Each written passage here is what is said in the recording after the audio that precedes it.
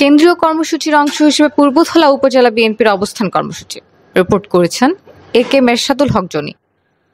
ছাত্র জনতার উপর গুলি চালানোর আদেশদাতা খুনি হাসিনা সহ তার দোসরদের বিচারের দাবিতে বাংলাদেশ জাতীয়তাবাদী দল বিএনপির পূর্বধলা শাখা অবস্থান কর্মসূচি করেছে। কেন্দ্রীয় কর্মসূচির অংশ হিসেবে পূর্বধলা উপজেলা বিএনপি বৃহস্পতিবার দুপুরে পূর্বধলা ইউনিয়ন পরিষদ প্রাঙ্গণে এই অবস্থান কর্মসূচির আয়োজন করে।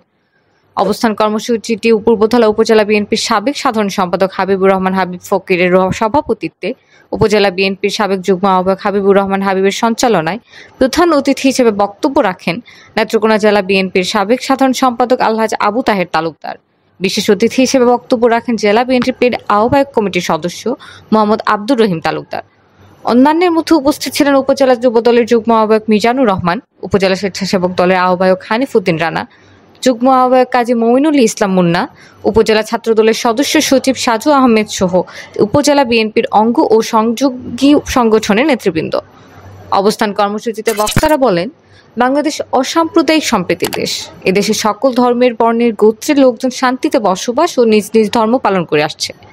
ছাত্র জনতার অভ্যুত্থানের সুযোগ নিয়ে কেউ যেন কোনো অপ্রীতিকর ঘটনা ঘটাতে না পারে, তার জন্য সবাইকে নিজ নিজ অবস্থান থেকে সতর্ক ও দায়িত্বশীল ভূমিকা পালনের আহ্বান জানান।